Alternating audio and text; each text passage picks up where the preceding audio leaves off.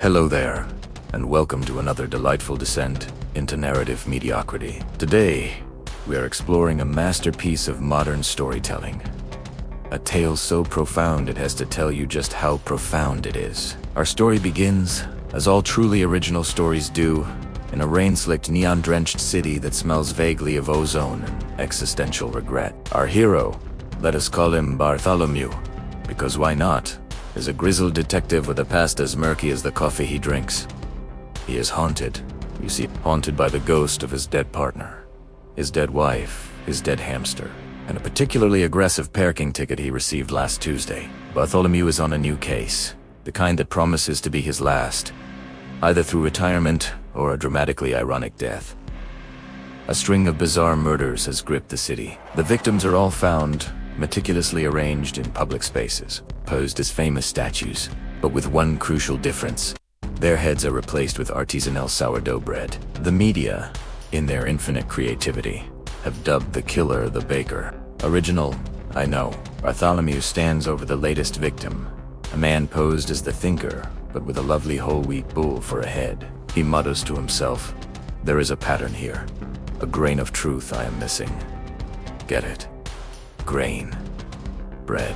The subtlety is truly staggering. His new rookie partner, a bright-eyed idealist named Penelope, who believes in things like justice and due process, looks on with admiration. She does not yet know that her optimism is just a narrative device, a sacrificial lamb on the altar of Bartholomew's character development. The investigation is a whirlwind of dead ends and cryptic clues. The baker leaves behind a single rye crumb at each scene. A crumb. Not a note, not a symbol, just a crumb. Bartholomew spends weeks analyzing this crumb. He has it carbon dated, DNA tested, and even consults a bread psychic. The psychic, a woman named Madame Croissant, tells him the crumb speaks of a deep-seated gluten intolerance and a childhood trauma involving a failed bake sale. This is, of course, a red herring. A very, very specific red herring. Meanwhile, Bartholomew is having flashbacks. So many flashbacks. We see his partner dying in a shootout at a donut factory. We see his wife leaving him a note that just says, "I am going out for milk." A note he still carries, laminated in his wallet. We see his hamster, Nibbles, tragically expiring after an unfortunate encounter with a toaster. These scenes are shot in grainy black and white with a shaky camera, because that is the universal language for traumatized past. Penelope, bless her heart, is doing actual police work. She discovers that all the victims were judges on a popular reality television baking competition called Prove Your Proof. The show's host, a flamboyant celebrity chef named Gordon Floweredless, becomes their prime suspect. He is known for his fiery temper and his catchphrase, "This bread is so dense, it has its own gravitational pull." Bartholomew and Penelope confront him on the set of his show, amidst a flurry of flour and shattered dreams of aspiring bakers. Fladless denies everything, dramatically throwing a croissant at the wall. "I am an artist," he screams. "I create, I do not destroy." Unless we are talking about the self-esteem of a contestant who used granulated sugar instead of castor. Then, yes, I destroy. It is a compelling performance, full of passion and over-the-top gesticulation. He is clearly not the killer. That would be too obvious. The case goes cold. Bartholomew spirals. He starts seeing bread everywhere. A car tire looks like a bagel. The full moon reminds him of a perfectly proofed brioche. He begins talking to his toaster, which he has named Nibbles too. Penelope grows concerned. "Bartholomew," she says, her voice full of earnest worry, "you have to let it go. It is just bread, but they cannot." He knows the answer is right there, just out of reach, like the last slice in the bag that is all crust. And then, the breakthrough. He is staring at the case file, at the photos of the rye crumb, when he notices something. A tiny reflection in its glossy surface. He zooms in, enhances, zooms again, enhances again. The technology is miraculous. There, reflected in a single crumb, is the face of the killer, and it is Penelope. Of course, it is Penelope, the quiet, unassuming partner. the one person he thought he could trust. The shock is palpable. The betrayal is immense.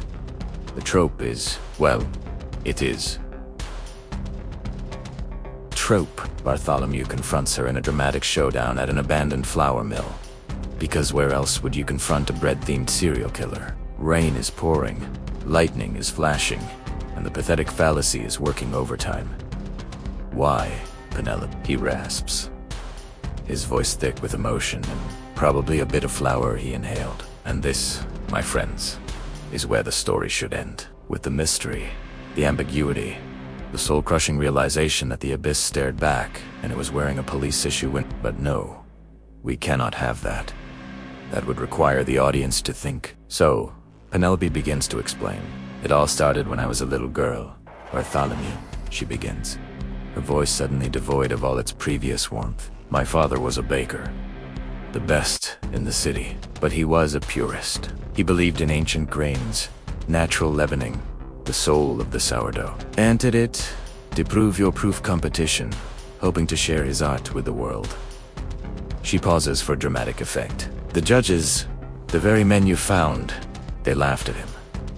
They called his multigrain loaf pretentious birdseed. They said his pumpernickel was a crime against carbohydrates. The host, Gordon Floweredless, told him his baguette had the structural integrity of a wet noodle. She takes a deep breath. They broke him, Bartholomew. He lost his passion, his bakery failed, and he spent the rest of his days sadly kneading a single ball of dough that he never baked. The rye crumb. That was from the last loaf he ever made. I kept it all these years. It was my reminder. But wait, there is more. She is not done. Oh no, we're just getting started. You're probably wondering about the statues, she says, as if reading from a script. Well, that was a metaphor. See, the judges turned my father's art into a joke, so I turned them into art, but a mockery of it, the thinker with a breadhead. It symbolizes their empty-headed judgment, the discobolus, but with a focaxia that represents how they threw away my father's dreams. It is all very symbolic. You see, the neon lights of the city represent the artificiality of the fame they chased. The rain represents the tears of all the bakers they scorned. Your dead hamster, that represents the fragility of life and the unexpected ways tragedy can strike, much like how my father's spirit was crushed. It is all connected. She continues, her monologue now reaching operatic proportions. And you, Bartholomew, I chose you as my partner for a reason. Your tragic backstory with the donut factory shootout, it showed me you understood loss related to baked goods. I knew you would be the only one who could truly appreciate the poetry of my crimes. The parking ticket you were so upset about, that symbolizes the petty bureaucracy of a world that does not appreciate true artisans like my father. Your wife leaving to get milk. Milk is a key ingredient in many breads, symbolizing the essential element of family that was taken from my father. Do you see? Everything has a purpose. Everything is a clue I left for you. For us. By this point, Bartholomew is just standing there, soaked to the bone, looking utterly bewildered. He came here for a dramatic confrontation. Maybe a quick shootout, not a graduate-level literary analysis of the last 3 weeks of his life. The mystery is gone. The tension has evaporated. All that is left is a very thorough explanation. Penelope pulls out a gluten-free scone. This is for you, Bartholomew, she says softly, a symbol of a new beginning, free from the allergens of the past. She then pulls out a gun. But also, I have to kill you now. You know too much, which is ironic, because I am the one who told you everything in excruciating detail. That irony is also symbolic, representing the self-defeating nature of revenge. She winks-skidded. The whole elaborate, moody, atmospheric thriller has deflated into a PowerPoint presentation. The dark, enigmatic killer has become a self-aware literary critic of her own murders. Nothing is left to interpretation. Nothing is left to the imagination. The story has eaten itself, leaving only the bland, dry crumbs of over-explanation. And is that not the greatest tragedy of all? Do not forget to share, like, and subscribe for more existential dread packaged as entertainment.